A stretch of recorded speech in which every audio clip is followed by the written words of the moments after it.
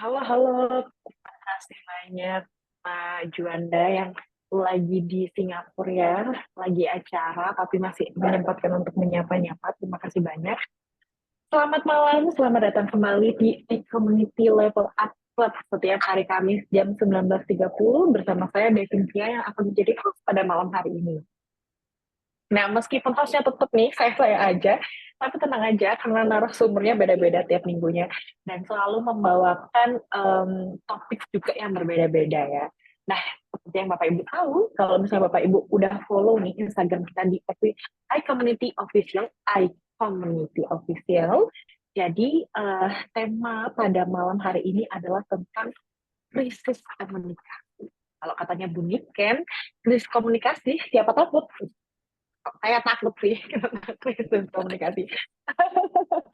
Karena seperti yang kita tahu, krisis komunikasi itu bisa terjadi di mana aja, nggak cuman untuk korporat aja, itu bisa terjadi di bisnis juga. Dan krisis komunikasi yang tidak ditangani dengan cepat dan tepat ya, tidak hanya cepat tapi juga harus tepat, pasti akan membuat masalah semakin lebar, branding yang sudah dibangun hancur, bisa sampai kolaps dan lain sebagainya. Tapi gimana nih, Bu Niken bisa sangat pede sekali untuk bilang siapa takut?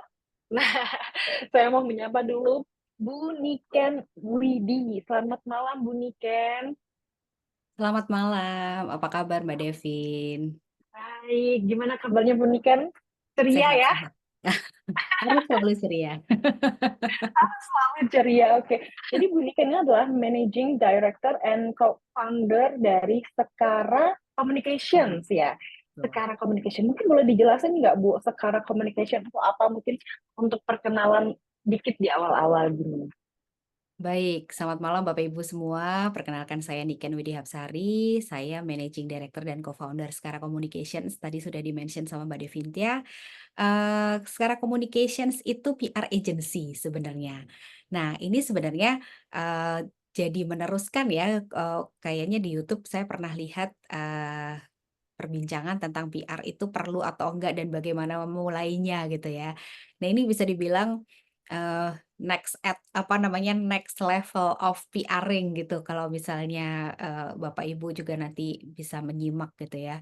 Dan sekarang communications itu nanti akan saya sebutkan juga di materi saya, kami adalah agency, communications agency yang menangani public relations, kemudian juga marketing communications, digital marketing communications, kemudian juga ada riset, di kami ada communications research, terus ada event juga. Jadi mohon maaf nih sedikit jualan gitu ya. Tapi kalau misalnya Bapak Ibu nanti memerlukan service-service yang sudah saya sebutkan tadi, dengan senang hati kami bisa membantu. Silakan Mbak Devintia. Jadi secara communication itu PR agency palu gada ya Bu ya, semua bisa. Jadi mau Ya, apa ya, ibaratnya menaikkan brandingnya gimana, mau betul. gimana supaya terlihat oke, dikenal masyarakat, meningkatkan awareness dan lain sebagainya bisa gitu ya. Oke. Betul, betul Mbak. Karena kan sekarang memang PR, peran PR juga berkembang ya Mbak Devin ya. Jadi kalau dulu kesannya PR itu cuman media relations. Hmm. Padahal kan enggak ya. Kalau kita belajar PR tuh very very strategik gitu kan, yang nggak kepikir di kita ternyata PR juga gitu kan. Seperti misalnya government relations gitu, itu investor relations. Nah, itu kan mau nggak mau ada bagian PR juga di area-area itu gitu kan. Jadi ya memang spektrumnya luas sekali. Hanya saja kami nggak berani dong ya mengklaim semuanya kami bisa gitu. Walaupun ketika klien membutuhkan, kebutuhannya bisa beda-beda juga. Oke. Kurang lebih. Oke, nah di sini ini mungkin Devin cerita sedikit ya Bu Niken, bahwa e-commerce ini mostly adalah kebanyakan para pebisnis kayak gitu. Nah, tapi yang seperti kita tahu kadang PR itu adalah untuk corporate kayak gitu. Nah, padahal kalau menurut dari kacamata saya ini bahwasanya sebenarnya bagi perusahaan itu juga perlu ada sistem PR kayak gitu atau sedikit banyak karena krisis komunikasi yang akan kita obrolin ini juga em, terjadi pada pebisnis kayak gitu kan Bu. Nah mungkin nanti boleh nih Bu sekalian dikasih awareness kenapa kok kita butuh PR atau PR dalam tingkat bisnis itu harus sampai mana sih gitu ya Bu ya mungkin ya. Boleh, Kalau boleh dalam sekali. oke, nah mau langsung aja nanti kalau saya ngobrol terus, ya, ini ngobrol terus bunyi kan kapan gitu. Oke, jadi saya boleh langsung share atau mungkin Mbak Devin mau cerita tentang iCommunity dulu? Oke, boleh Bu Niken dulu aja, nanti baru terakhirnya saya ngobrol tentang akun itu. Jadi, Mm, oke, terima kasih. Baik, baik. Sebentar, saya coba share materinya.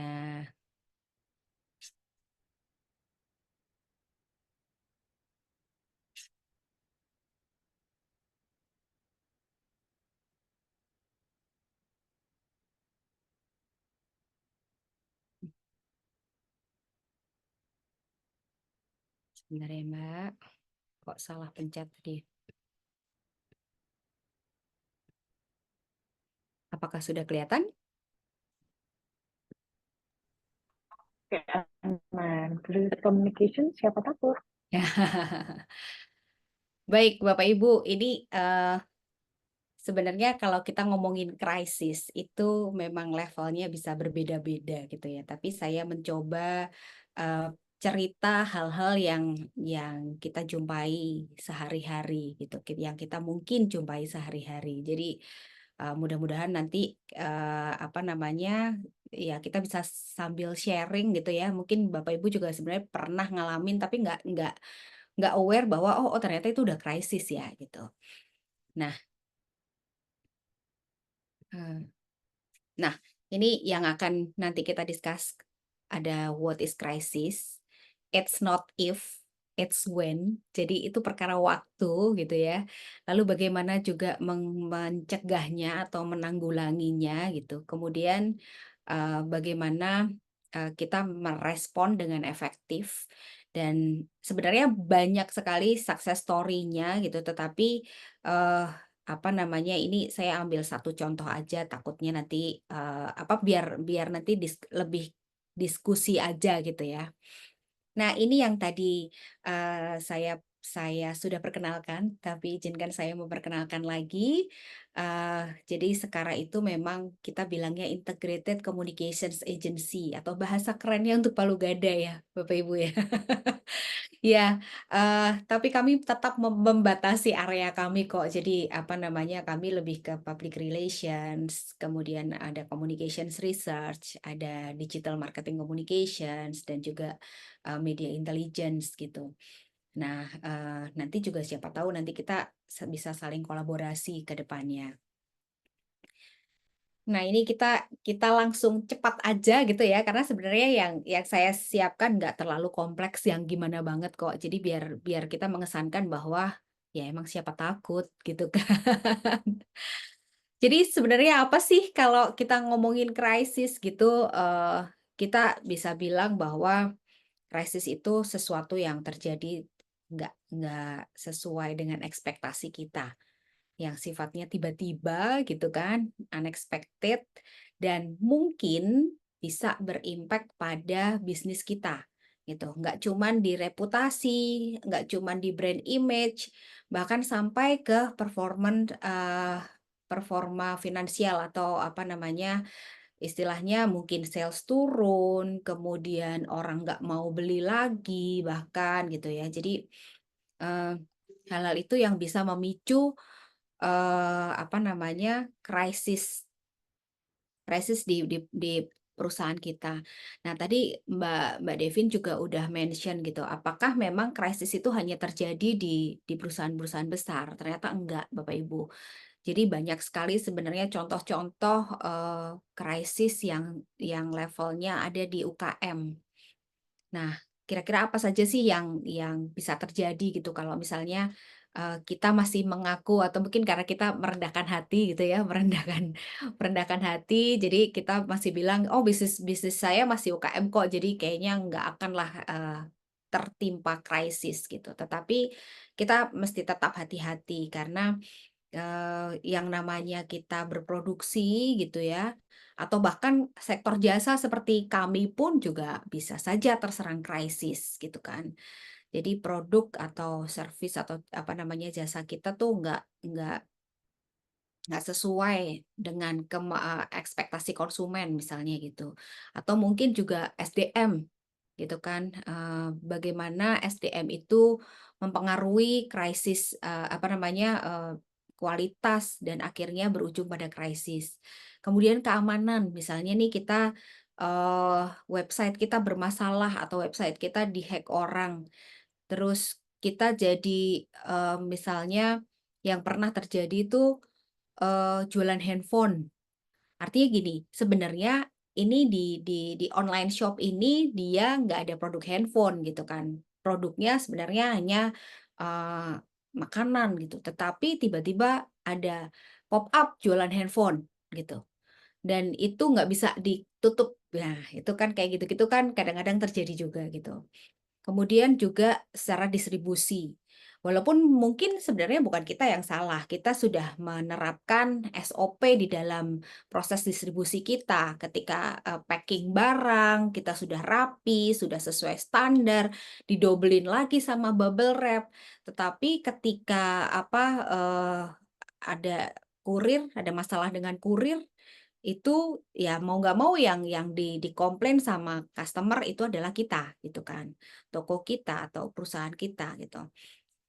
Terus kemudian juga, hal-hal distribusi yang lain misalnya, apa, itu tadi mungkin soal keterlambatan atau soal barangnya rusak, kerusakan barang. Nah, itu, kalau misalnya memang harus apa, memang bisa ditangani secara personal, artinya, dari konsumen ke seller aja gitu ya, itu masih oke gitu. Tapi kalau misalnya si konsumennya sampai bikin viral gitu, nah itu yang agak menyeramkan gitu ya istilahnya ya. Walaupun sebenarnya distribution hanya salah satu saja, salah satu apa namanya, rantai dari proses usaha kita gitu. Kemudian kalau di Indonesia itu juga, rawan nih atau rentan dengan budaya dan etika.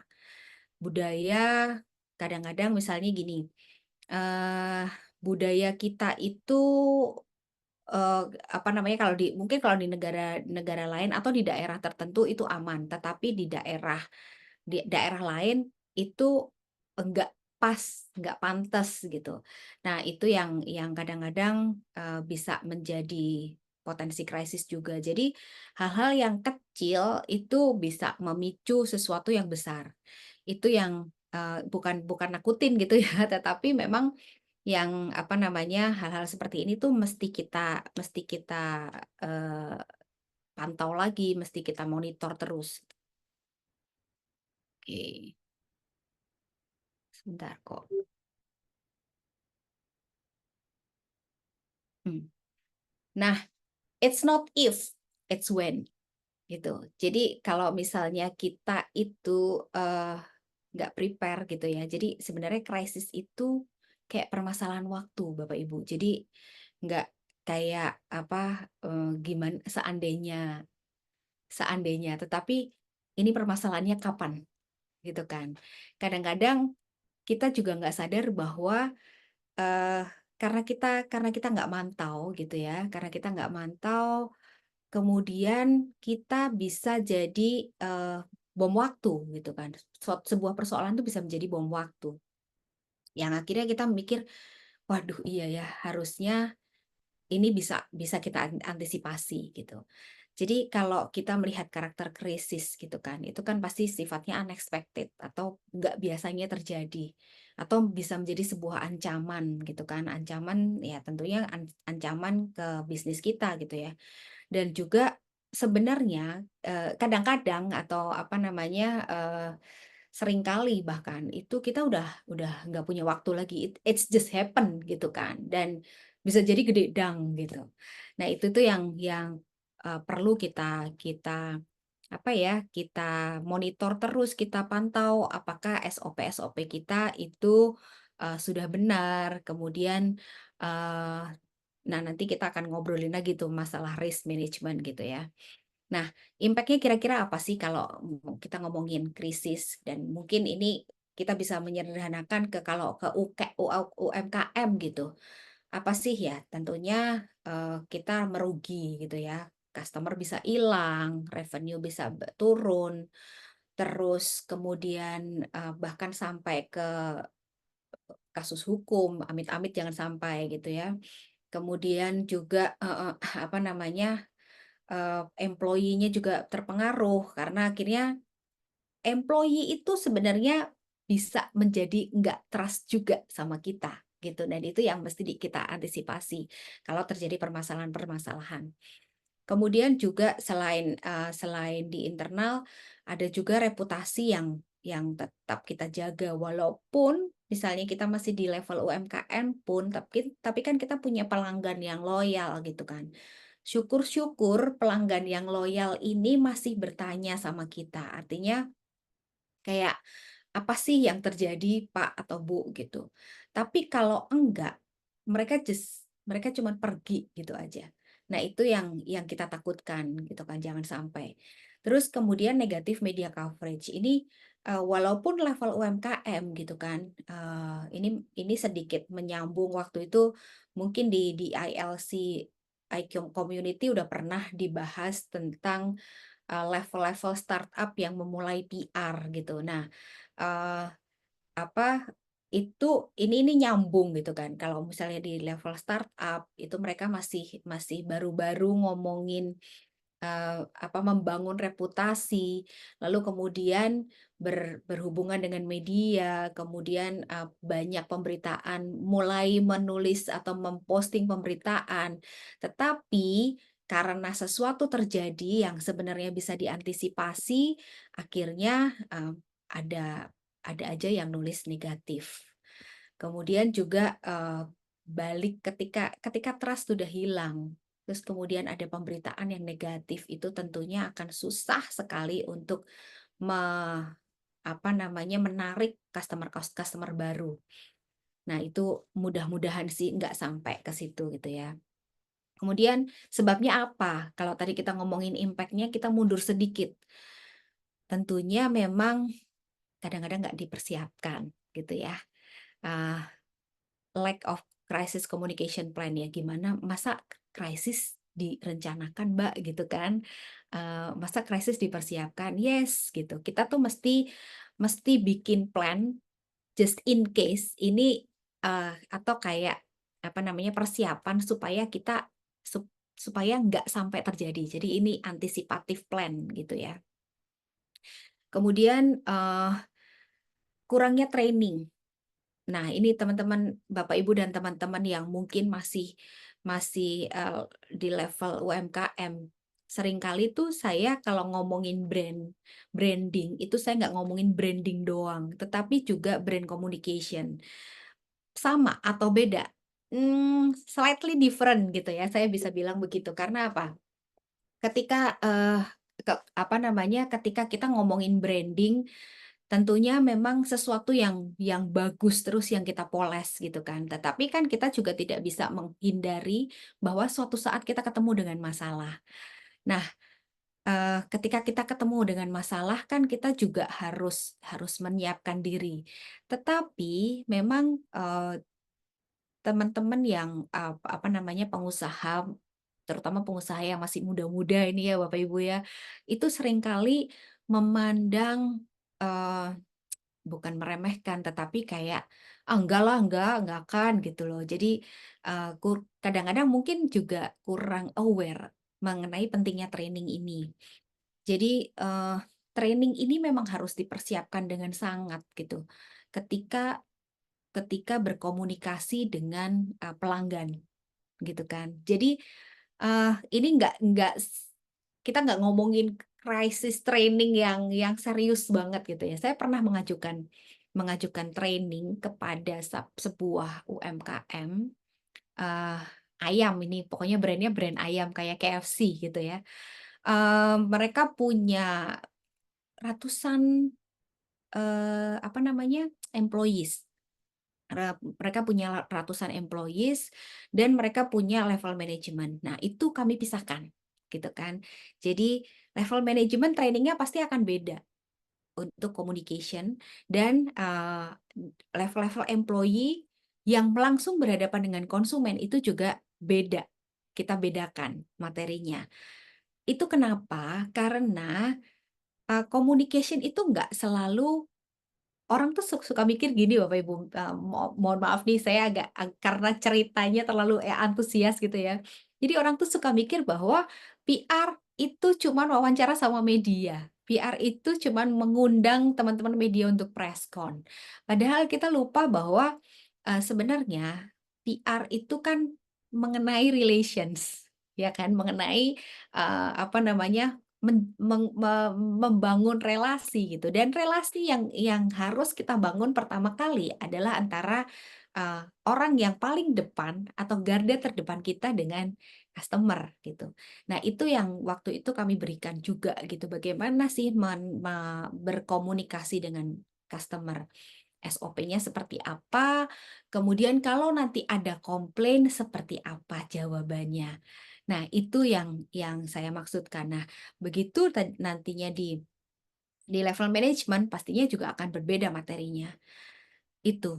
Kemudian juga kalau misalnya, banyak sebenarnya nggak cuman SMI atau startup, bahkan level-level corporate pun seringkali nggak ada PR division-nya, gitu kan. Jadi, entah mereka nggak punya budget atau mereka memang nggak mengalokasikan, communication, gitu kan. Jadi, mereka akhirnya nggak terlalu aware bahwa communication itu sebenarnya sangat-sangat diperlukan dalam sebuah bisnis, apapun itu, gitu kan. Maksudnya seberapa skalanya, seberapa pun skalanya. Nah, tadi kita udah ngomongin persiapan gitu kan, bagaimana sih sebenarnya mengantisipasi, krisis yang terjadi. Yang pertama itu memang kita harus mapping dulu, mapping resiko-resiko yang terjadi, baik dari sisi distribusi, dari sisi produksi, dari sisi distribusi, kemudian juga, proses marketingnya bagaimana, campaign-campaign yang akan dibikin seperti apa, kemudian, kita assess, mana sih yang kira-kira potensi untuk untuk krisis. Misalnya gini, dari sisi distribusi, bahan bagaimana? Kesegaran bahan seperti apa? Ini kita ngambil contoh kasus kuliner gitu ya. Bahan seperti apa, kemudian juga, mmm, apa namanya, kemasannya bagaimana, higienitasnya bagaimana, itu memang harus kita kita perhatikan dengan sangat. Yang level-level corporate pun kadang-kadang juga masih ada aja gitu ya yang terjadi. Misalnya, mmm apa namanya, pernah tuh ditemukan cacing di coklat bar gitu kan. Nah itu kan sebenarnya coklat bar itu udah brand ternama gitu, tetapi, ya entah kenapa pas proses proses produksi kelolosan aja gitu kan. Terus kemudian mungkin kalau, apa namanya, pengepakannya nggak benar, packingnya nggak benar, sampai di konsumen, di tangan konsumen, nggak fresh. Nah, itu kan juga akhirnya posting di sosial media dan sebenarnya itu kayak cuman dia doang gitu kan, yang misalnya kita ngirim ke 10 orang, yang 9 orang aman, tetapi yang satu ini delalah, apa namanya, kebetulan dia posting dan mungkin dia punya circle yang cukup kuat gitu ya dan akhirnya terjadi krisis misalnya gitu. Jadi setiap, lini itu memang harus kita assess, harus kita mapping mana nih yang kira-kira berpotensi menjadi krisis. Kemudian selain itu kita juga mempersiapkan tim. Nah, ini lagi-lagi training ya, Bapak Ibu ya. Jadi tim itu, kita harus siapin. Ini kalau terjadi krisis, kalau terjadi sesuatu masalah di produksi, siapa yang harus, dilaporin duluan, gitu. Begitu juga kalau di marketing, siapa yang harus dilaporin duluan, siapa yang harus tahu duluan, gitu ya. Kemudian ini kan ada layer-layernya gitu ya. Kalau misalnya di marketing juga mungkin ada marketing lead-nya gitu kan. Kemudian kalau misalnya di apa namanya, di production mungkin ada kepala produksinya. Nah, mereka mungkin harus tahu itu apa setiap permasalahan atau setiap isu-isu yang memungkinkan untuk menjadi krisis. Jadi kita tuh kenapa nggak harus takut gitu kan, karena memang semuanya sudah di-breakdown kecil-kecil gitu kan. Jadi supaya nanti ketika ketika, ada permasalahan, kita udah tahu ini seberapa sih dampaknya. Apakah ini memang hanya kecil, dampaknya kecil, atau memang berdampak besar sekali, gitu. Jadi krisis ini mungkin belum tentu sampai harus mengomunikasikan krisis itu ke publik. Let's say mungkin memang terjadi di proses produksi gitu kan, mungkin nggak sampai ke publik gitu ya atau ke audiens kita. Tetapi ketika kita sudah memetakan, isunya tadi, ini akan menjadi bekal ketika kita, ketika kita, kena krisis, itu kita udah tahu harus nyolek siapa, gitu. Jadi nggak semuanya ada di marketing, gitu kan. Wah, ini kita harus bikin apa nih, marketing tim, gitu kan. Kita kena krisis nih di Instagram. Nah, kita harus bedah dulu krisisnya nih ada di area yang mana dan, impact-nya sejauh apa kira-kira. Dan apakah ini bisa ditangani dengan cepat atau bisa, apa namanya, harus lama penanganannya. Itu juga mesti kita pikirkan. Nah, jadi memang ketika, eee, Bapak Ibu mungkin belum belum aware dengan bagaimana cara memetakan semuanya itu, ya jangan jangan sungkan untuk meminta bantuan, apa, profesional gitu ya. Karena memang kita sepertinya memang kesannya, ya kayak gini aja mesti hire orang untuk training gitu, tetapi yang kita pikirkan adalah, dampak, what if not, gitu kan. Jadi kalau misalnya kita nggak ada training, nanti udah terjadi, kita kebakaran jenggot, panik, dan tidak terselesaikan dengan baik, dan pada akhirnya impact terbesarnya adalah pada, bisnis kita. Nah, ini yang saya maksudkan tadi ya, without training itu kita seringkali tuh akan kayak, "Oke people, apa kita deny dulu atau delay dulu? Atau delay dulu baru deny?" Gitu ya. Jadi, akhirnya, ini mungkin di level BOD gitu atau level apa namanya, manajemen gitu, kebingungan sendiri nih harus mana dulu yang kita lakukan gitu kan, kita harus melakukan apa dulu gitu.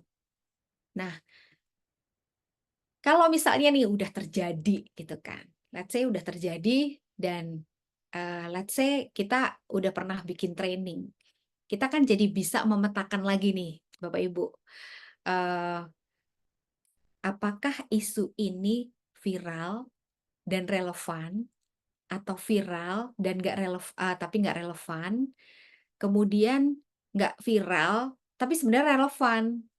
Nggak viral dan nggak relevan. Nah, ini yang masih nyambung dengan, apa, preparation tadi ya.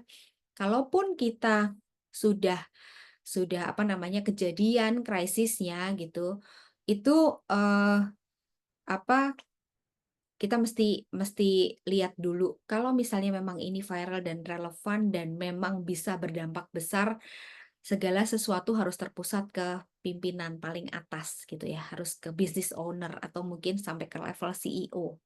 Nah, let's say misalnya tentang, lingkungan gitu kan, kerusakan lingkungan gitu. Jadi CEO harus tahu, apa yang langkah-langkah yang harus dilakukan.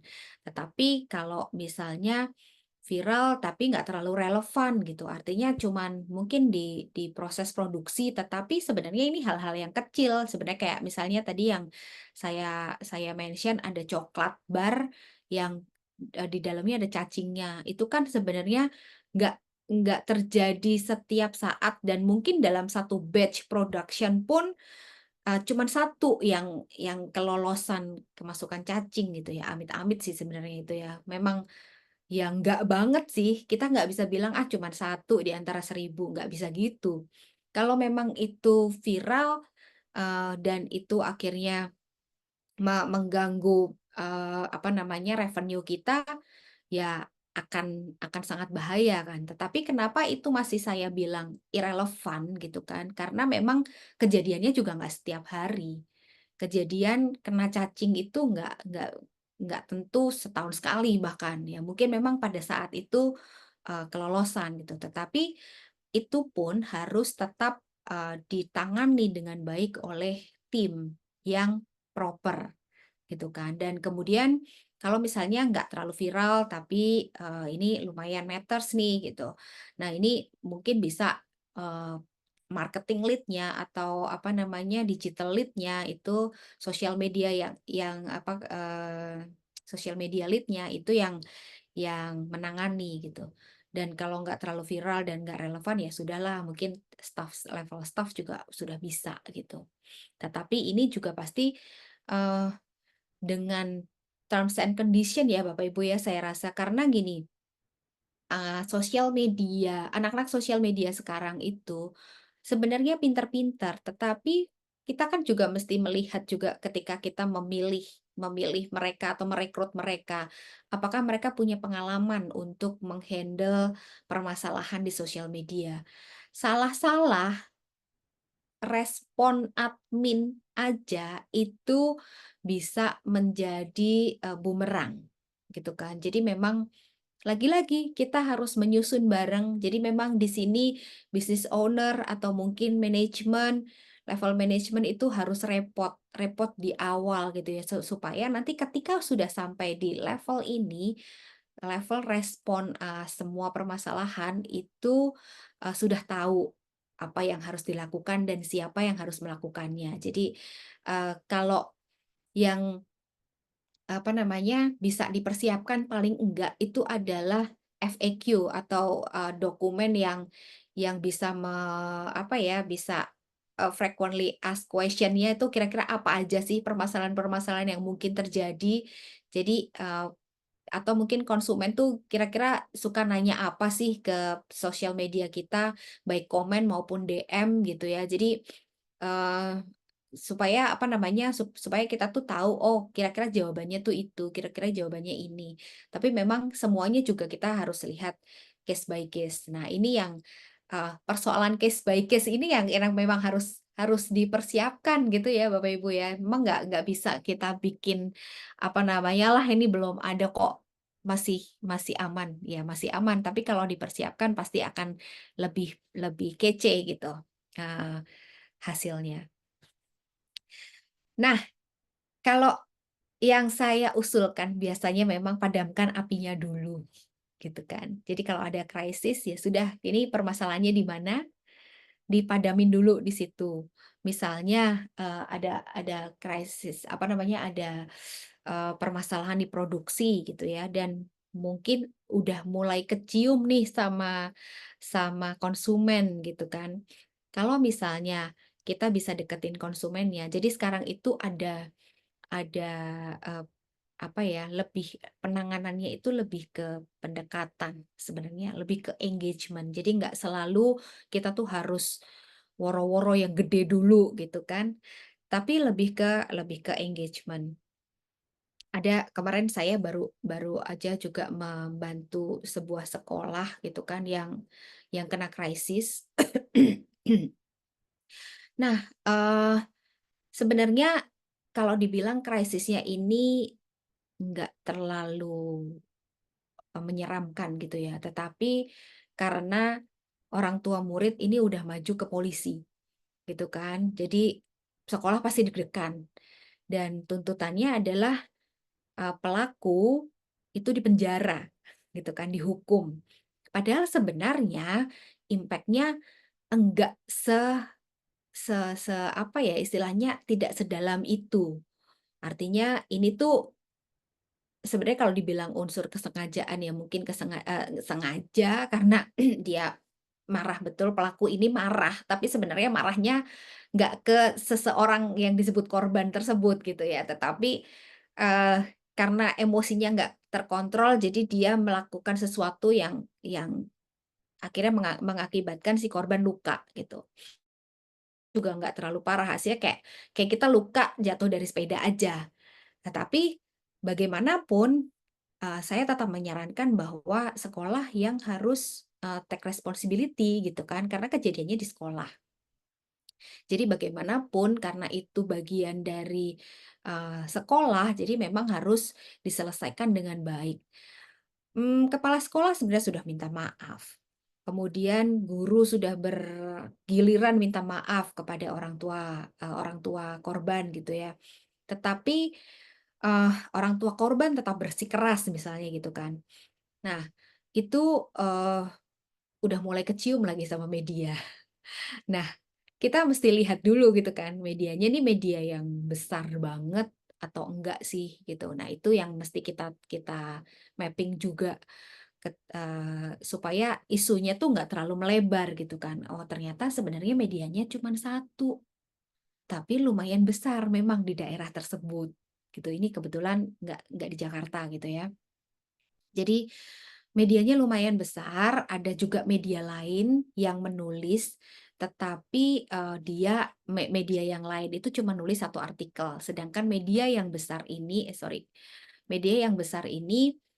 nulisnya beberapa artikel gitu. Nah akhirnya, yang saya sarankan adalah udah nggak usah bikin press conference, gitu kan. Jadi nggak harus bikin press conference, kita melakukan pendekatan aja ke medianya yang menulis, supaya ini nggak terlalu melebar, gitu kan. Nah, kira-kira seperti itu mengisolasi isunya. Kemudian kalau misalnya tadi sekolah sekolah itu, let's say apa ya, istilahnya sudah melebar gitu ya, banyak sekali media yang menulis gitu. Nah itu, pasti kita akan sarankan untuk message development dan kira-kira, apa namanya, pesan-pesan apa sih yang pantas, apa namanya, pas kita kita lakukan gitu ya. Yang pertama juga pasti minta maaf dulu gitu kan. Dan ini sebenarnya untuk penanganan ini gitu ya, bagaimana dengan menangani krisis communication yang efektif, itu tuh banyak banget caranya dan ini nih bisa dibilang case by case gitu. Jadi sebenarnya nggak selalu nih, rumusnya ini gitu ya Bapak Ibu ya. Jadi nggak selalu selalu apa namanya, urutannya seperti ini, tetapi kadang-kadang kita kan juga melihat industrinya seperti apa, kemudian bermainnya di mana. Nah, ini yang ketiga, master the media dan regain your trust. Jadi kita tuh harus tahu battle kita tuh di mana sih sebenarnya. Apakah memang, eee, itu tadi, medianya sebenarnya cuma satu, sebenarnya pengaruhnya juga lumayan besar, tetapi, eee, nggak terlalu melebar. Nah, kita harus bagaimana? Kemudian ataukah memang hanya, diketahui oleh orang-orang di dalam sekolah saja, misalnya gitu kan. Nah, itu kita harus bagaimana. Lalu bagaimana juga apa ya, melihat kira-kira nih kalau misalnya, kita campaign-nya kok campaign, krisisnya viral di sosial medianya juga yang mana, gitu kan. Karena kan sekarang ada TikTok, ada Instagram, ada, apa namanya, Facebook gitu dan ada LinkedIn gitu. Nah ini yang kita mesti mapping juga.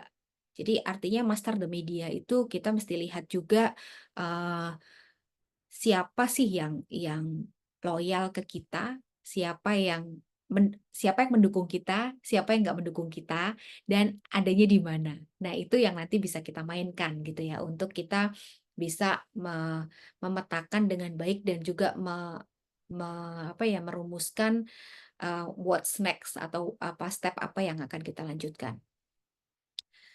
Nah, ini mungkin Bapak Ibu masih ingat ya, tahun lalu, eee, apa, ada kasusnya bakso Afung yang viral karena ada salah satu YouTuber yang, makan kerupuk babi di outlet bakso Afung yang konon halal, gitu ya.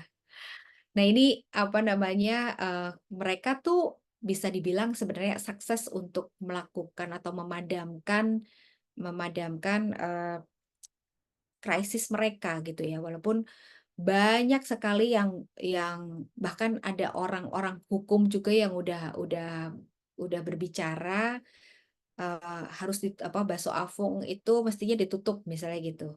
Nah ini yang wanti-wanti saya juga ya Bapak Ibu ya.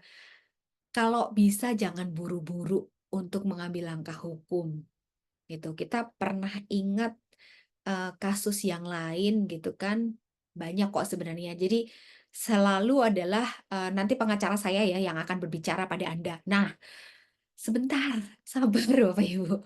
Jadi nggak selalu segala sesuatu itu, apa namanya, langsung ke pengacara gitu ya. Kadang-kadang memang, eee banyak hal yang bisa kita lakukan dulu untuk berdialog dengan penyebab krisis, atau mungkin, apa namanya, memadamkan viralnya gitu. Atau bahkan kita, bisa membuat narasi yang positif, yang meng-counter itu semua gitu kan. Tetapi yang, kalau saya sih suka suka berpesan apa, suka wanti-wanti gitu ya, ya, kita ini aja dulu deh, kita mendingan merendahkan hati kita dulu. Kita ngaku salah gitu kan.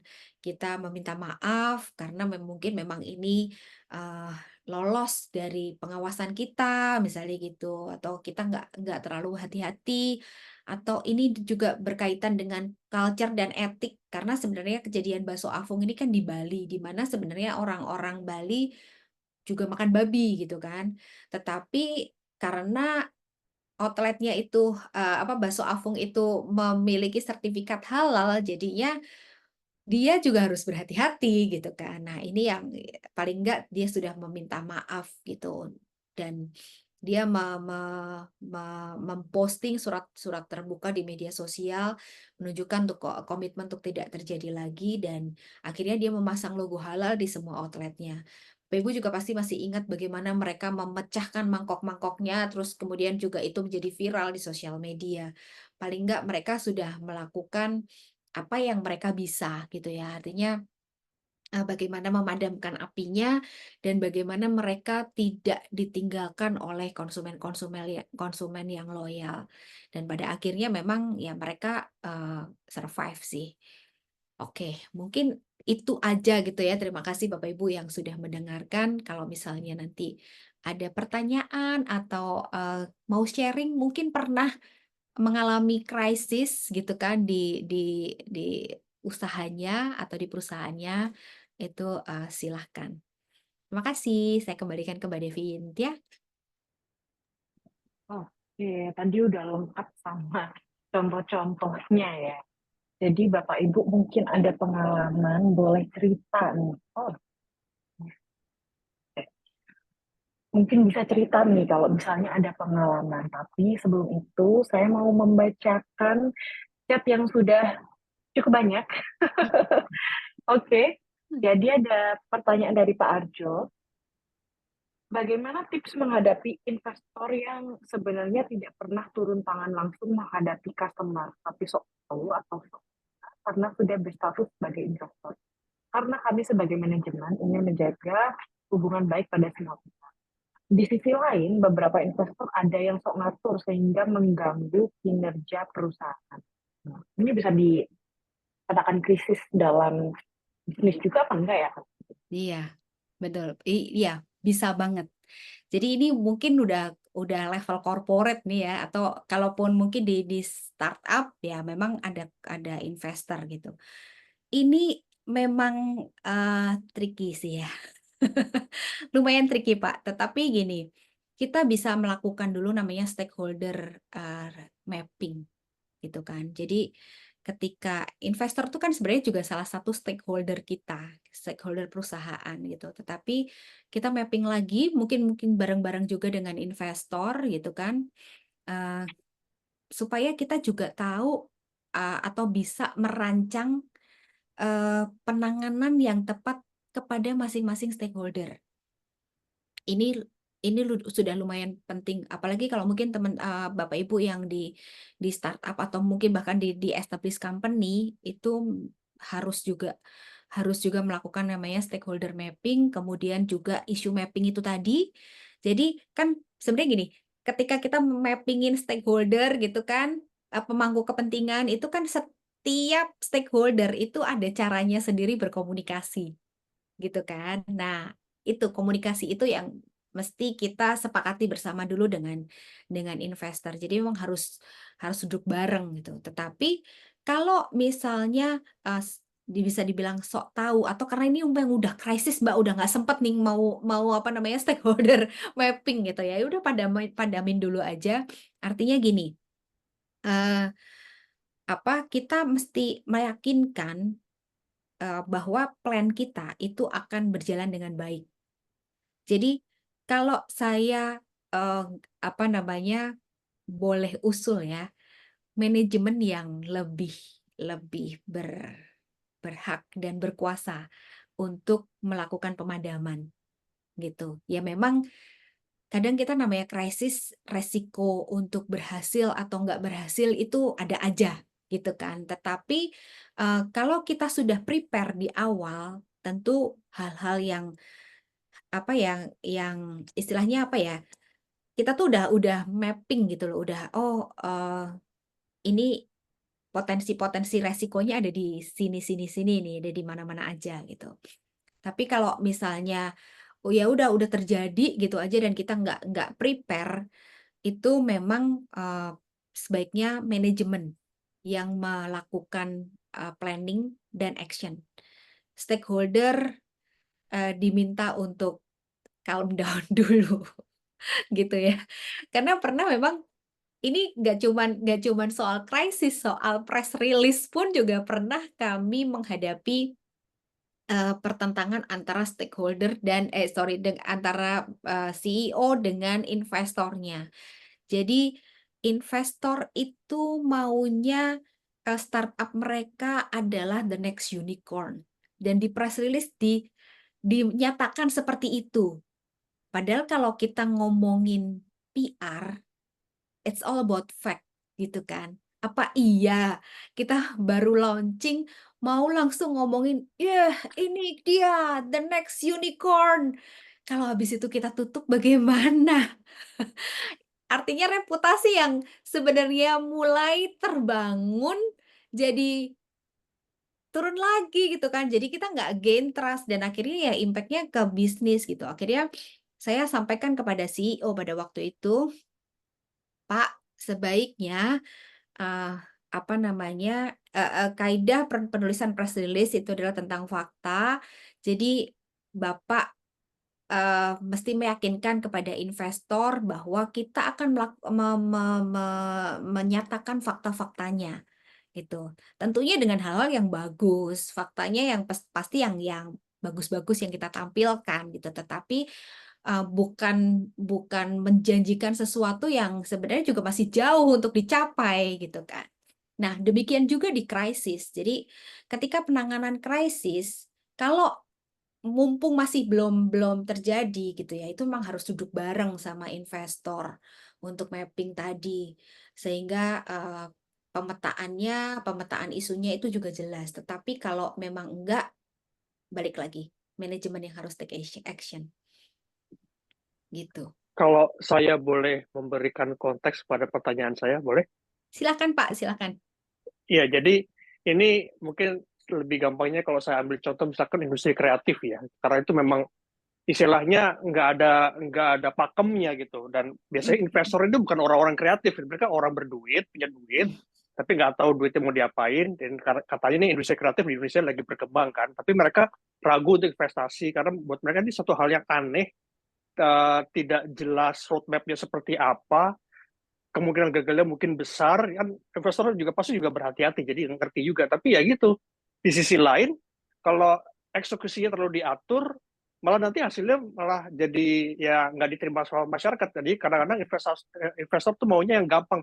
Ambil aja dari luar negeri yang udah apa terbukti berhasil, terus diterapkan di Indonesia. Masalahnya belum tentu bisa berlaku karena kan kultur berbeda, dan kadang-kadang mereka misalkan memaksa pakai orang-orang yang sedang viral, selebgram dan segala macam, dan belum tentu misalkan punya kreativitas yang sama. Misalkan kalau acting, belum tentu mereka bisa acting, belum tentu bisa mereka apa yang mereka harus lakukan. Nah, hal-hal yang seperti ini nih untuk industri yang mappingnya masih belum jelas di Indonesia tuh gimana ya? Karena kan kalau misalkan terlalu ngikutin mau investor bisa jadi blunder. Terlalu ngikutin apa yang sudah ada jadinya nggak berkembang, cuma stuck di situ-situ aja. Jadi gimana nih menyimbangkan antara yang dua ini supaya bisa progres, kelihatan profesional, tapi juga ada duitnya, ada cuannya gitu. Wah, ini udah kompleks sekali nih ya Pak Aryo ya. Iya, memang meyakinkan investor itu eh, perlu penanganan tersendiri ya. Dan kalau untuk case-nya Bapak, kayaknya memang harus duduk bareng lagi nih Pak. Jadi mappingin segala resikonya gitu. Artinya misalnya nih kita tadi mengambil mengambil satu contoh, ada yang belum bisa kalau kita ngambil dari luar negeri tapi belum belum bisa acting misalnya gitu ya. Ini kan jadi perlu perlu waktu lagi untuk kita melatih dia dalam berakting, dan itu nanti akan mengganggu proses bisnisnya gitu kan. Jadi apa namanya, itu rasanya mungkin perlu di-riset, Pak. Jadi Bapak harus pakai market insight gitu ya, supaya menunjukkan data-datanya kepada si calon ataupun investor yang sudah ada ini gitu. Supaya apa, Nah, kadang-kadang data kan. riset ini, Bu, Heeh. problemnya adalah karena ini industrinya belum belum terbentuk, jadi memang nggak ada datanya, nggak ada sukses story-nya gitu. Oh, baik Iya baik kan? baik. Namanya juga industri kreatif kan, jadi memang Mhm, tidak pernah ada yang sama, selalu berganti-ganti, dan terutama kayak di kondisi Indonesia ya, selalu mhm. berubah-berubah kan, kesukaannya kadang-kadang senang yang A, kadang-kadang senang yang B gitu. Kalau di luar negeri, di Amerika atau di mana mungkin memang sudah ada pakemnya, jadi lebih mudah untuk di follow gitu. Jadi tantangannya di situ, Bu, belum ada datanya dan belum ada Belum sukses ada data story-nya. di Indonesia kan? Iya. Mungkin ada data di luar negeri yang, ngomongin resikonya gitu atau jelek-jeleknya gitu kan. Eee, di Ya itu luar. tadi, Bu, makanya pertimbangannya mereka, para investor, mereka ngambil aja yang udah jadi di luar negeri, sudah terbukti gitu. Nah, masalahnya begitu diaplikasikan di Indonesia itu belum tentu cocok gitu. Itu problemnya di situ. Jadi itu Oke, dia makanya tadi saya bilang ini gimana cara menyeimbangkannya gitu. bikin riset sendiri, Pak, gitu. Bikin riset sendiri artinya gini, tadi kan sebenarnya isunya udah ke-mapping kan, Pak. Jadi apa namanya, walaupun memang belum belum proven di Indonesia dan belum ada data di Indonesia untuk success story, tapi apakah itu, apa namanya, sudah istilahnya gini, bisa bisa applicable gitu di Indonesia. Nah, kalau bahkan applicable atau enggaknya itu pun bisa di-riset, Pak, gitu kan. Jadi kita bisa, apa namanya, Bapak bisa bikin risetnya supaya, investor itu tahu bahwa kemungkinannya seperti ini. Saya pernah ini, eee, apa namanya, menjumpai satu kasus. Jadi ada brand ATPM ya, ini ATPM motor, dia mau bawa satu seri dari luar negeri, dari prinsipalnya, kemudian dia, bikin market research. Market research-nya menyatakan bahwa ini nggak akan diterima di Indonesia. Bapak tahu apa yang terjadi? Si researcher itu dimaki-maki sama CEO ini. Karena dia yakin sekali bahwa produknya yang akan dia bawa dari luar itu akan laku. Padahal riset mengatakan tidak. Dan apa yang terjadi? Beneran zonk. Nah, itu kan investasi yang dia sudah tanam luar biasa ya Pak ya untuk mendatangkan brandnya sih memang mereka sudah pegang gitu kan karena mereka ATPM tetapi satu produk satu series untuk apa namanya bikin bikin uji uji market itu kan sudah luar biasa karena udah harus mendatangkan barangnya CBU gitu kan. Nah, kalau misalnya let's say dia nurut aja sama market research-nya yang mengatakan bahwa ini tuh nggak diterima di Indonesia. Itu akan beda ceritanya. Investasi yang dia keluarkan tidak akan sebesar itu. Nah, mungkin itu juga kenapa yang menjadikan alasan kami suka dengan data gitu. Ketika kita mengajukan apa namanya proposal kepada klien itu udah ada datanya gitu. Data-data bahkan yang bersifat insight dari potensial customer atau bahkan existing customer yang let's say misalnya eh, kita ambil contoh motor tadi ya yang sebenarnya industrinya udah mapan gitu. Itu pun masih belum tentu gitu kan, belum tentu laku. Nah, kalau misalnya belum belum ada success story-nya di Indonesia itu kan lebih risky lagi gitu, Pak. Jadi itu yang sepertinya harus dilakukan, Pak. Riset dulu. Oke, terima kasih Bu. Mudah-mudahan menjawab ya, Pak Aryo ya. Oke, mudah-mudahan menjawab ya Pak. Sekarang pertanyaan dari Pak Purjono. Oke, saya sambil cek dulu. Pak Purjono masih ada ya, Pak Purjono? Masih. Yang namanya krisis perusahaan itu pasti secara tidak terjadi secara pasti terjadi secara tiba-tiba di luar rencana atau tidak sesuai dengan alur yang semestinya. Iya Pak, kalau nggak gitu namanya nggak krisis deh.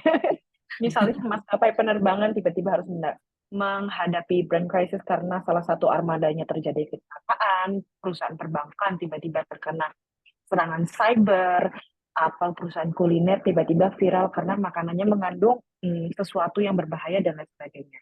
Nah, pertanyaannya nih, apa yang harus dilakukan agar brand crisis yang kemungkinan besar berdampak negatif justru berbalik menjadi positif bagi reputasi perusahaan? Lalu yang kedua, tahapan-tahapan apa yang mesti dilakukan jika tiba-tiba perusahaan atau brand mengalami krisis? Oke. Wah, aduh, ini pertanyaannya dari expert sebenarnya ini. Jadi, Monggo, aduh, monggo, dijawab ini. ini rasanya saya ujian ini sama Mas Purjono gitu ya. Ya, memang yang namanya krisis itu selalu nggak terduga gitu ya, Mas ya. Tadi kita udah ngobrol apa namanya mengenai sifat krisis yang unexpected, surprise gitu kan, threat, sifatnya threat dan mungkin kayak udah nggak apa kebayang lagi bagaimana mengatasinya, harus cepat gitu ya, harus responnya cepat gitu. Nah, apa yang harus dilakukan agar brand crisis itu kemungkinan berdampak, negatif, tapi justru berbalik menjadi positif gitu ya. Eee, apa, kalau yang pertama sih gini ya, kalau yang menjadi prinsip kita memang krisis itu bisa menjadi opportunity buat, membalikkan keadaan. Artinya akhirnya kita mendapatkan, trust bahkan revenue yang berlebih yang berlipat gitu ya dari krisis. Tetapi memang kita harus hati-hati banget mapping-nya dan ini kita harus tahu target audiens kita nih siapa sih? Mainnya di mana? Gitu. Itu yang tadi saya juga udah mention gitu ya. Target audiens kita itu atau customer loyal kita itu siapa? Kemudian dia adanya di mana, gitu. Apakah memang, target audiens kita ini membaca pemberitaan atau hanya mereka sibuknya di sosial media? Nah, ini juga bisa menjadi salah satu, langkah yang harus dilakukan gitu ya. Sebenarnya juga harus ini case by case gitu ya. Kalau kalau saya rasa kalau misalnya kecelakaan pesawat itu kan memang sesuatu yang unexpected gitu kan, kayak misalnya AirAsia gitu kan. AirAsia itu kan pernah pesawatnya kecelakaan, lalu dia membuat campaign yang justru membuat si AirAsia ini jadi lebih dipercaya lagi gitu ya, karena waktu itu CEO-nya langsung turun. Nah, itu saya agak lupa tuh apa namanya, bagaimana mereka menangani krisisnya, tetapi memang akhirnya mereka bisa mengembalikan reputasi atau kepercayaan konsumen mereka gitu. Kemudian juga imbasnya itu ke siapa? Ya tentunya ke kita gitu kan, imbasnya di bisnis. Tetapi kalau misalnya kecelakaan pesawat tentunya imbasnya di korbannya dulu gitu kan. Nah, apa pendekatan kita terhadap korban? Apa yang pertama kali kita harus sampaikan kepada korbannya?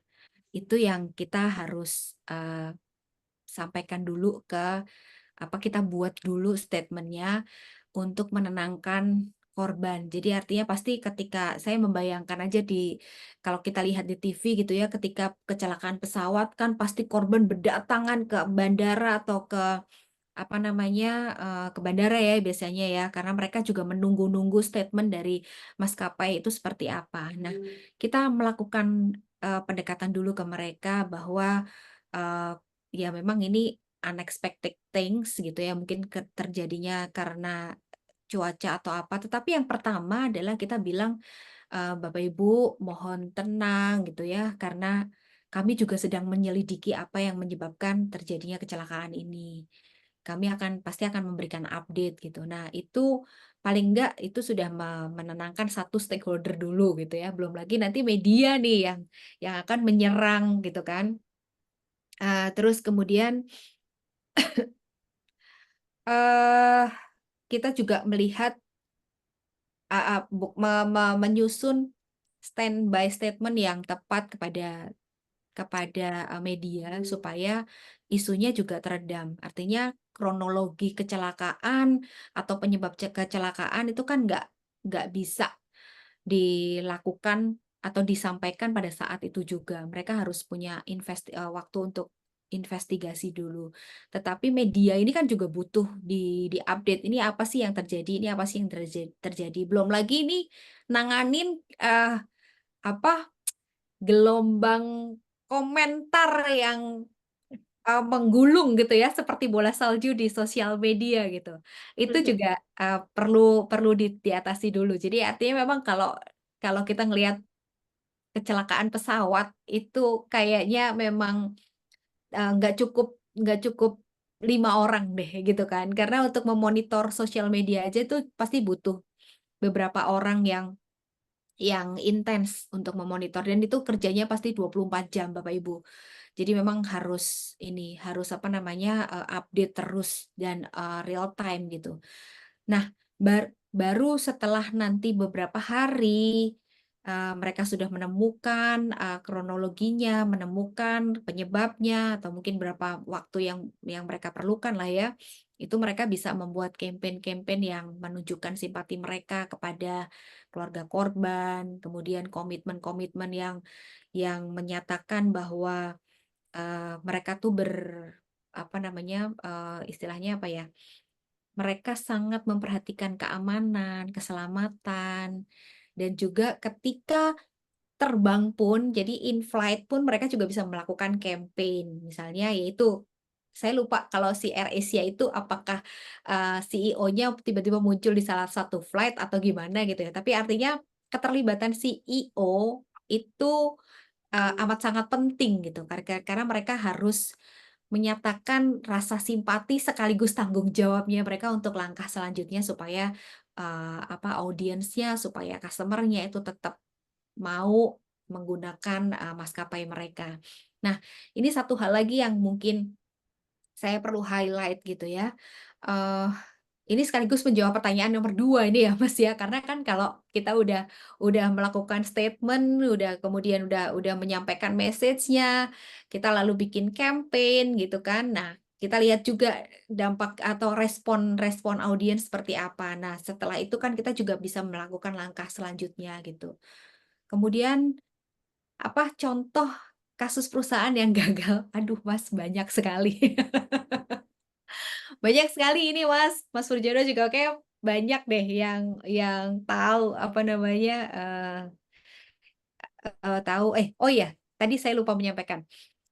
Jadi, leadership dalam hal penanganan krisis atau mitigasi krisis itu amat sangat diperlukan. Kalau tadi saya menuliskan di bagan saya apa yang perlu BOD approval atau bahkan bisa hanya diselesaikan di level staff aja, tapi juga tentunya di level staff pun juga terpimpin ya Bapak Ibu ya, nggak bisa dilepasin gitu aja.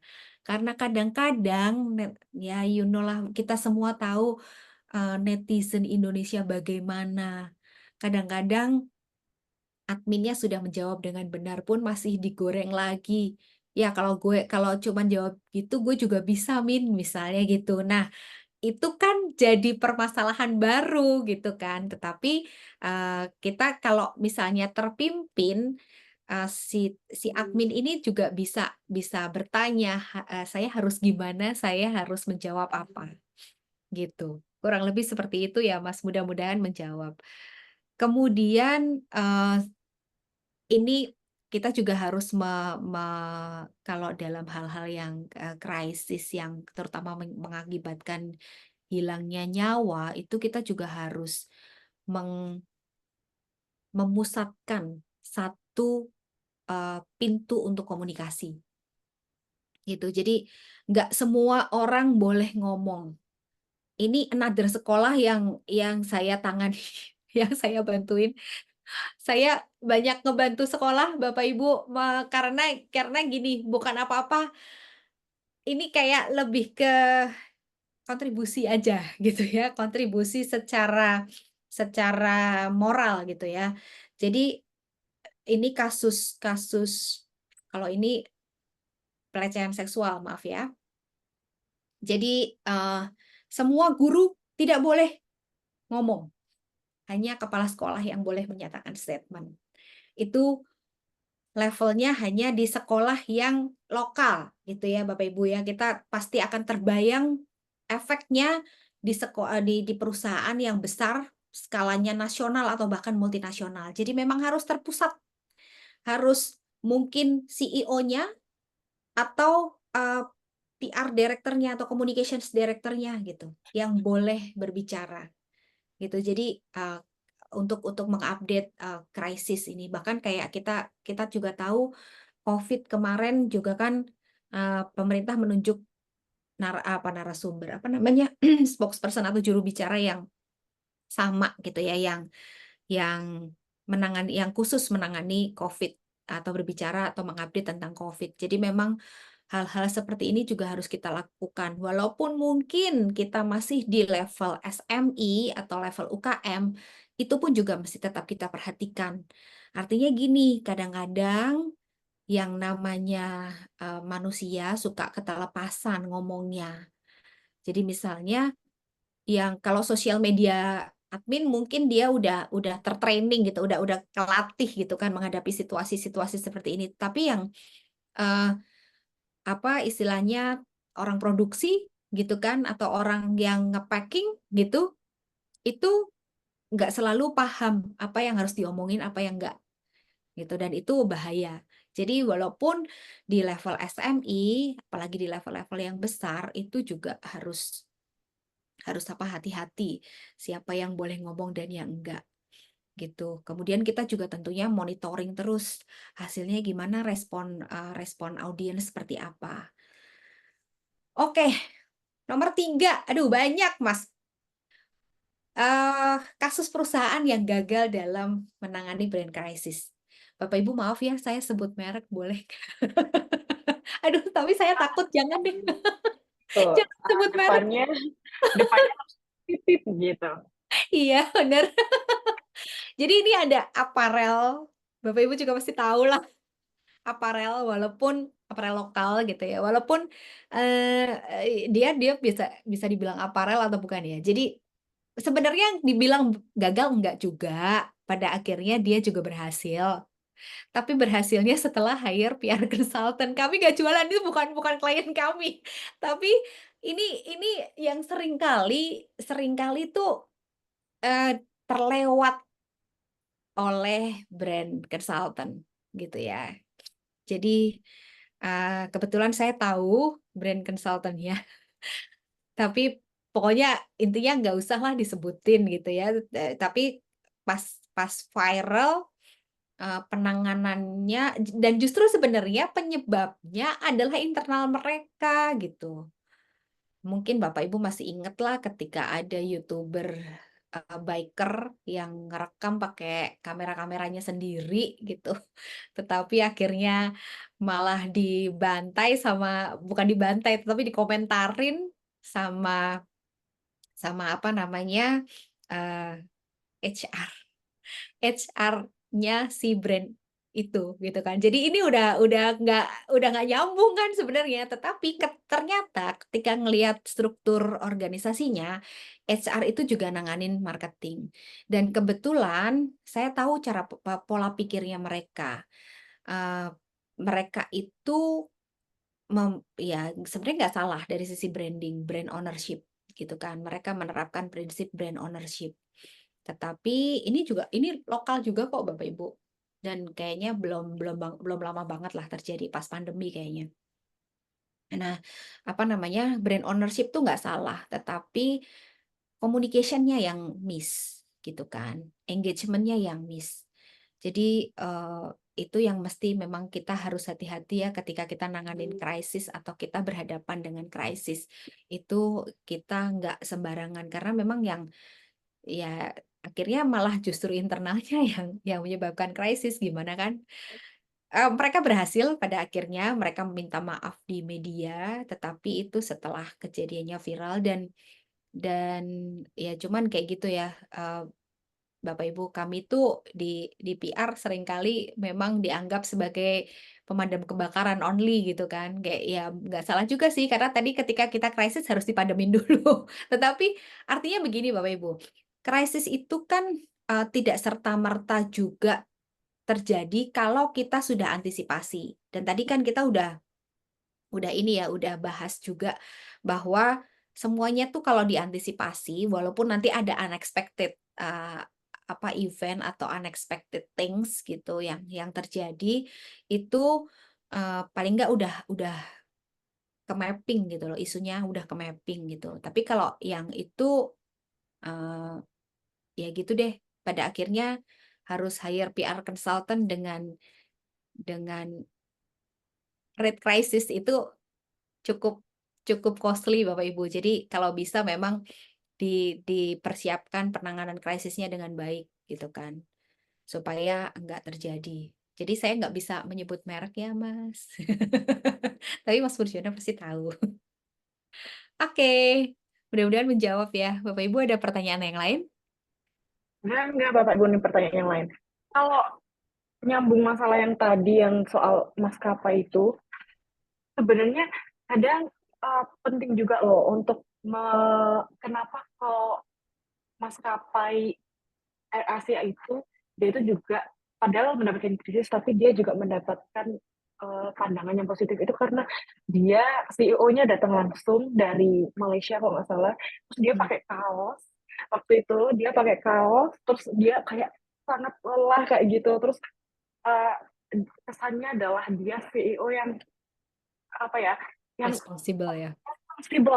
Nah itu mungkin juga tips ya buat Bapak Ibu ketika menangani masalah jadi bukan yang kayak ini kan lagi tentang hidup dan mati seseorang Yes. terus dia datang dengan pakai jas atau terlihat kayak gitu itu juga mungkin di waktu yang salah jadi kadang menangani krisis itu juga harus melihat situasi dan kondisinya juga nggak cuma soal Betul. gitu ya nggak cuma soal bagaimana statementnya. Jadi empati itu juga, perlu. Makanya kalau sekarang kalau nggak sampai yang viral di media apa segala macam, kan memang pendekatannya dengan engagement, dengan conversation gitu. Seperti yang tadi contoh sekolah yang pertama yang saya bantuin gitu kan, ya udah ajakin ngobrol aja sama medianya gitu.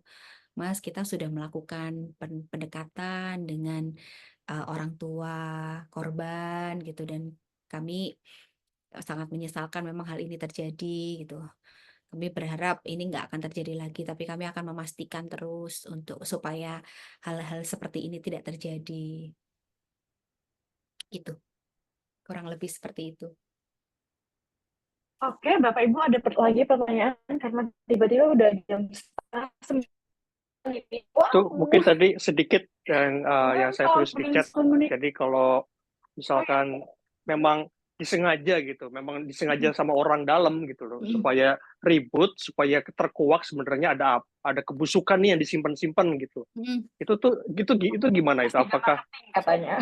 iya, jadi kadang-kadang tuh suka ada yang gitu-gitu tuh. Itu gimana tuh sebenarnya tuh apa pendekatan apa jujur aja terbuka atau dibawa ke pengadilan karena dianggap apa membuka rahasia perusahaan atau gimana gitu. Iya, bisa Pak. Jadi gini, eh, ada dua hal nih Pak. Yang pertama, secara internal.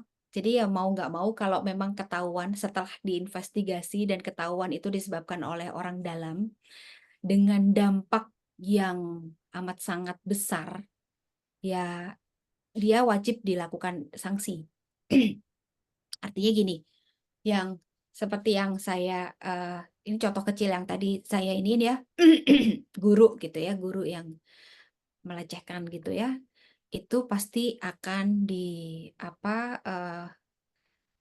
disanksi secara administrasi, artinya dia mungkin dikeluarkan dari sekolah gitu kan, atau bahkan dipolisikan karena kan melecehkan anak di bawah umur, misalnya gitu kan. Jadi memang harus dilakukan tindakan hukum. Jadi sekolah juga harus terbuka kepada orang tua, kepada stakeholder-stakeholder yang lain, kepada media, kepada dinas gitu, bahwa sanksi-sanksi sudah kami terapkan gitu. Jadi kami menyerahkan proses selanjutnya, misalnya proses hukum ya kepada yang berwajib. Begitu. Tapi kalau misalnya dampaknya nggak terlalu kayak misalnya kasus yang tadi saya sebutkan, sebenarnya dia nggak sengaja oleh internal itu tadi nggak sengaja, dia sebenarnya lebih ke ownership-nya terhadap brandnya tuh sangat tinggi, jadi dia nggak rela kalau di reviewnya pakai kamera jelek gitu ya, akhirnya dia ngomong di sosial media, tapi ketika di track ternyata dia adalah bagian dari internalnya brand. Nah, itu yang memang sanksinya hanya internal aja, nggak perlu sampai ke level hukum gitu ya. Dan tentunya manajemen juga harus mendekati stakeholder-stakeholder lainnya, terutama untuk customer-nya supaya regain trust lagi. Jadi memang permasalahannya bisa beda-beda gitu ya Pak ya, kalau kita ngomongin krisis. Iya Bu, jadi memang kalau tadi bicara soal sekolah ya, karena kalau beberapa waktu yang lalu juga ada tuh sekolah yang katanya sekolah internasional, tapi kok murid-muridnya ada yang berkelakuan tidak seperti warga internasional, lebih kepada kayak preman pasar gitu loh.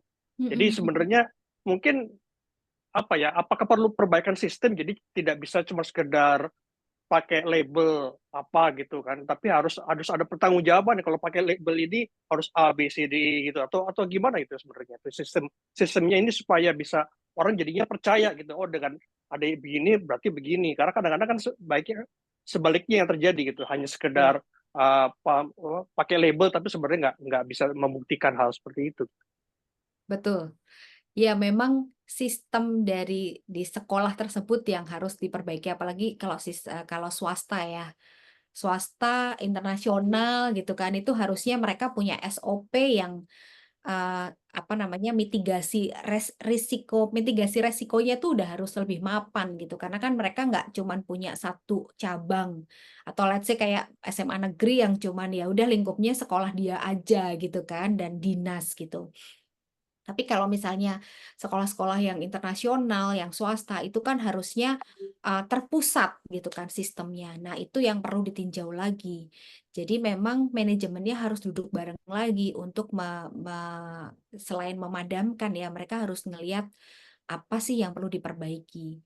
Nah, kalau ini yang tadi mungkin di apa namanya mm, di dimaksudkan Mas Purjono tadi ya, bahwa bagaimana membalikkan keadaan menjadi dari krisis menjadi opportunity, sekolah tuh juga bisa melakukan ini. Artinya gini, eh, ketika mereka duduk bareng, apa sih permasalahannya? Permasalahannya mungkin di budi pekerti atau di sopan santun atau di tata krama gitu kan.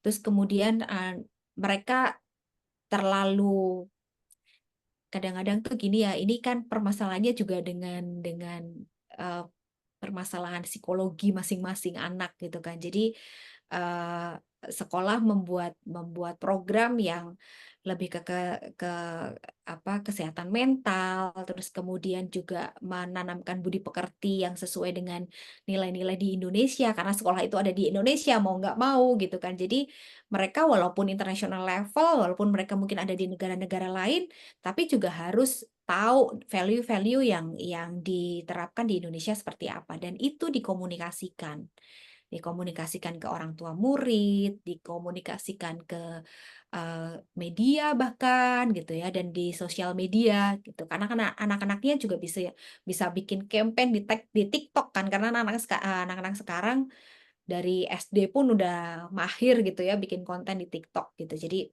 mereka yang di dalam ini juga bisa menjadi corong yang baik dan malah gratis gitu ya. Artinya mereka punya wadyabala gitu kan. Jadi tinggal kita sekolah itu meng-create message-nya seperti apa, campaign-nya arahnya kemana, tujuannya apa, dan nanti nge-brief anak-anaknya kontennya juga pasti akan disupervisi gitu ya supaya nggak lepas dari message-nya dan itu bisa jadi opportunity bahwa trust dari sekolah itu akan kembali diperoleh gitu Pak. Mudah-mudahan menjawab ya Pak Aryo. Ya, Bu, terima kasih.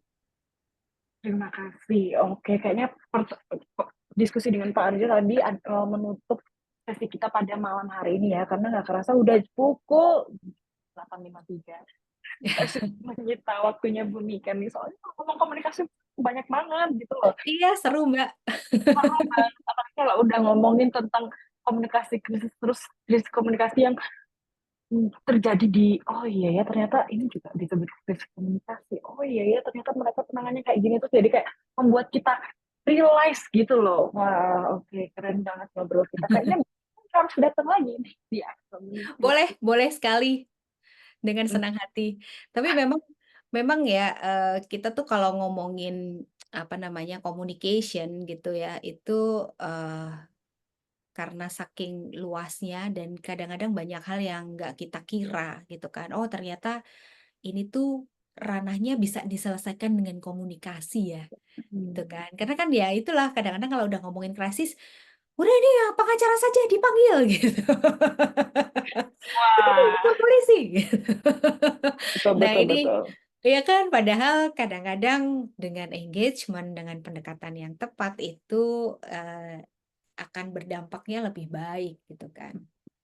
Benar-benar, dan komunikasi nggak cuma soal ngobrol, komunikasi yang ngomong gitu, tapi juga banyak komunikasi, ada komunikasi baju yang kita pakai juga adalah komunikasi kayak Betul gitu. sekali Mbak, setuju saya. Dan saya setuju juga kalau nggak apa-apa pengacara, nggak apa-apa polisi kayak gitu. Banyak juga kalau misalnya kita ngomongin korporat kayak universitas yang mungkin baru-baru ini kalau tahu ada terjadi krisis komunikasi yang sangat besar di mana sampai mau melaporkan mahasiswa kayak gitu. Padahal itu sebenarnya bisa dengan duduk bareng diskusi kayak gitu. Ya, betul, betul sekali. Ini bisa 10 jam ini kalau kita ngomong kan. Betul. Seru ya, Mbak, seru ya. Seru banget, seru banget. Semoga bisa ngobrol lagi. Nah, oke Bu, tapi sebelum itu saya mau jelasin tentang iCommunity, tapi Silakan. nanti Bu Niken boleh memberikan closing statement gitu ya untuk Baik. sesi kita malam hari ini. Oke, Bapak Ibu. Hmm.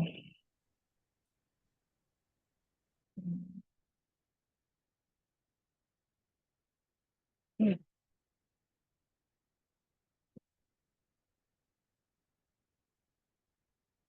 Nah, Bapak Ibu, kalau tadi udah ngobrol bareng Bu Niken nih, gantian saya mau share screen.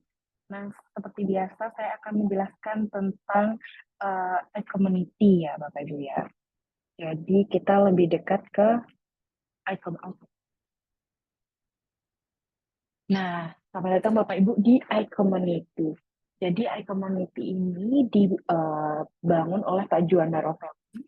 Jadi beliau adalah founder Kavling Solusi Digital, CMOPT Karya Anak Milenial Indonesia, punya banyak certified trainer khususnya di bidang digital marketing. Lalu apa sih iCommunity itu? Jadi kita punya visi dan misi nih Bapak Ibu. Jadi visinya adalah sebagai platform komunitas pebisnis dan profesional terbesar di dunia, dengan misinya merangkul komunitas pebisnis dan profesional yang ada, menghubungkan sesama pebisnis dan profesional untuk mencapai tujuan bersama, menumbuh kembangkan nilai-nilai positif yang dapat berkontribusi dalam pertumbuhan bisnis, pribadi, dan juga masyarakat. Kita punya tagline, Share Network, Grow Network.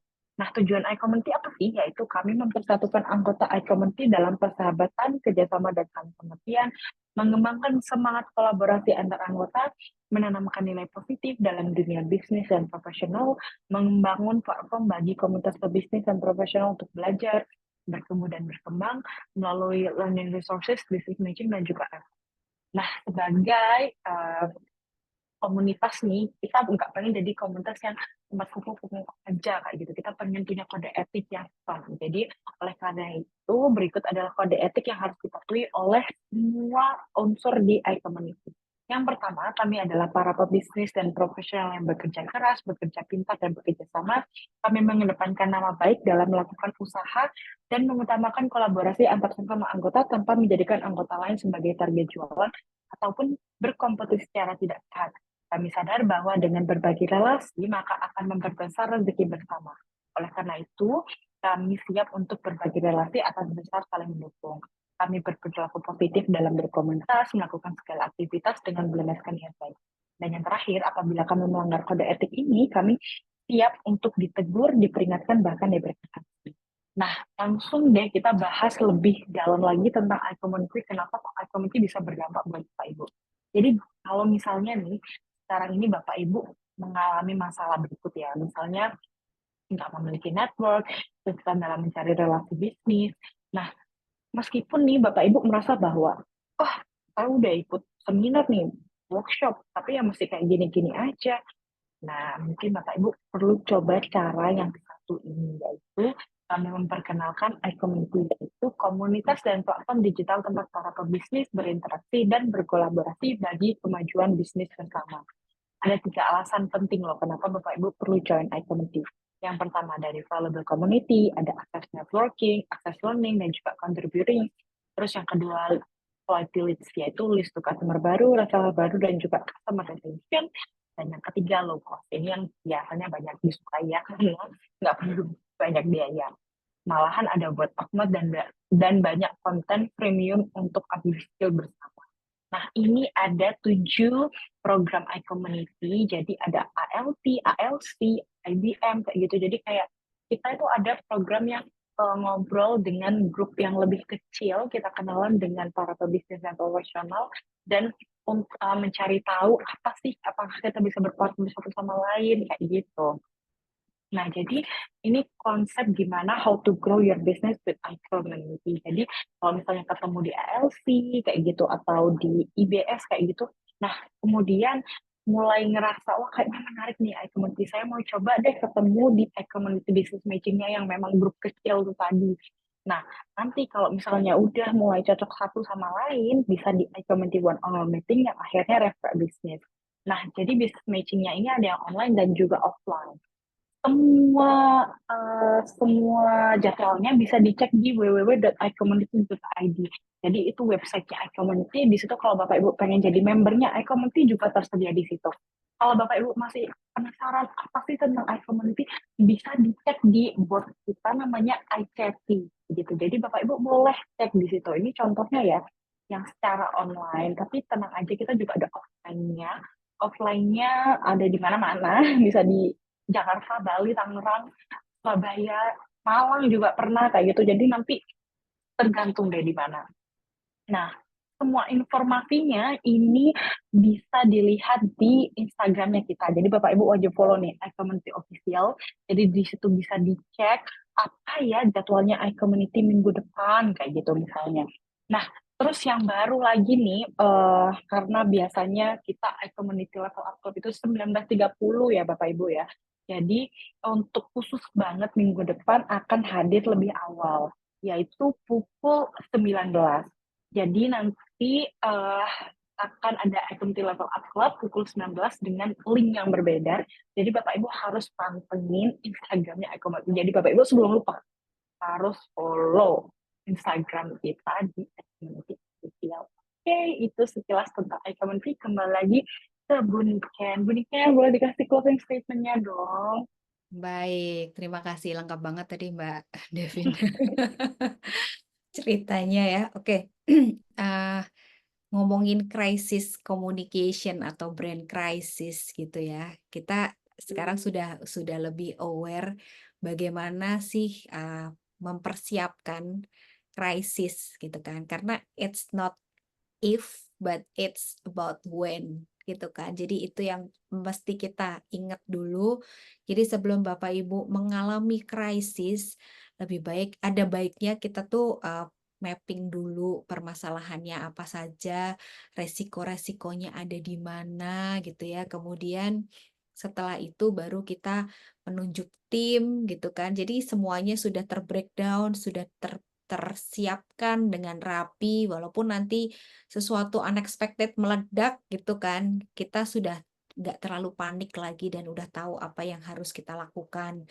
Jangan segan-segan memang kalau misalnya eh, ini udah di luar kontrol kita dan istilahnya bagaimanapun manusia juga ada batasnya gitu ya. Kadang-kadang kepanikan kita udah mempersiapkan tapi ternyata ini benar-benar di luar kedugaan kita ya.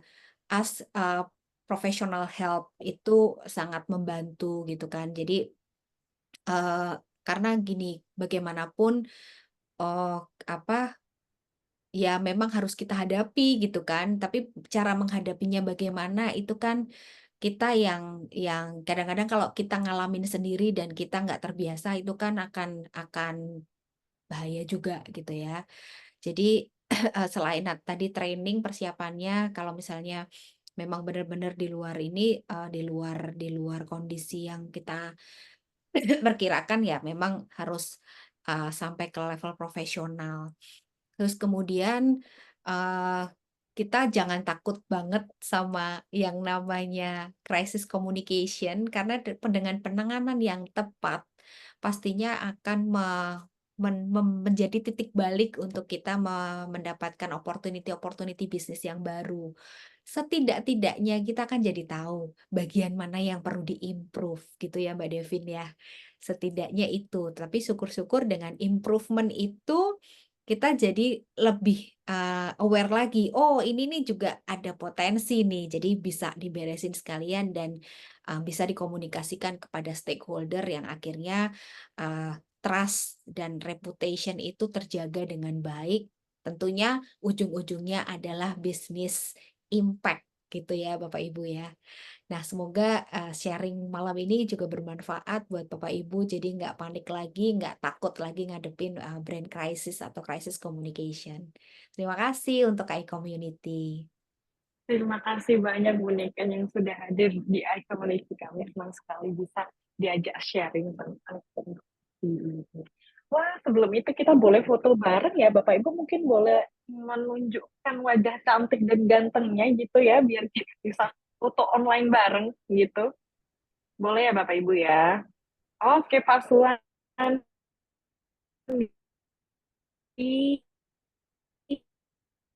Lama nggak berjumpa. Selamat malam. Oke, kita foto bareng. 3, 2, 1. Oke, terima kasih banyak. Boleh bilang makasih juga ke Bu Niken atas ngobrolnya malam hari ini. Terima kasih juga Mbak Devi. Terima kasih banyak. Oke, saya end all ya, Bapak Ibu. Terima